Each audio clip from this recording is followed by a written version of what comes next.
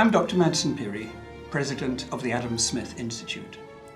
Welcome to our series, Economics for the Real World.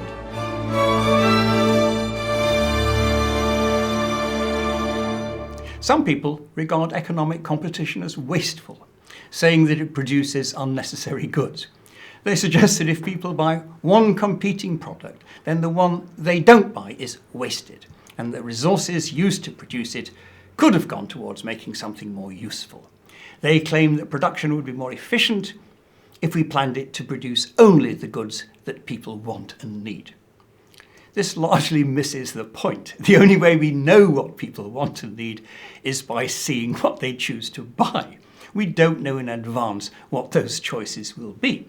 We only know this by seeing which of the competing products on offer they buy. It is competition that gives them those choices.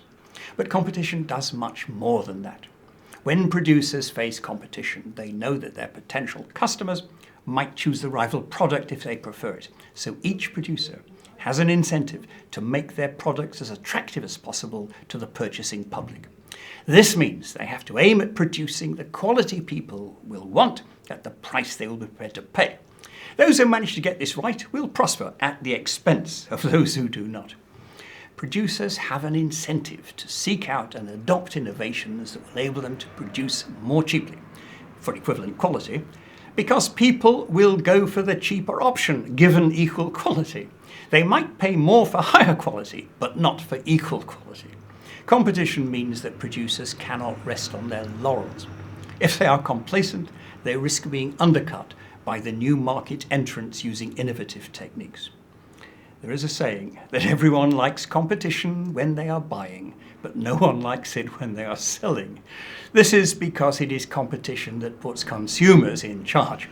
It is they who determine by their choices which producers will succeed and which will fail.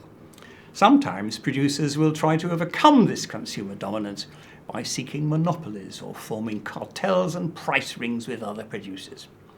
Adam Smith famously said, "People of the same trade seldom meet together, even for merriment and diversion, but the conversation ends in a conspiracy against the public or some contrivance to raise prices."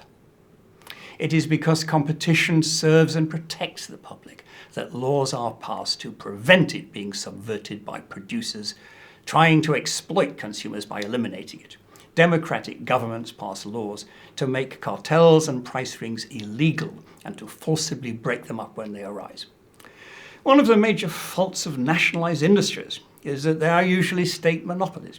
Without the incentive that competition brings, they tend over time to become less efficient, more expensive, and less innovative than private businesses have to be in order to stay ahead of the competition. The call has sometimes been that state-run businesses can be more effectively regulated to serve the customer better.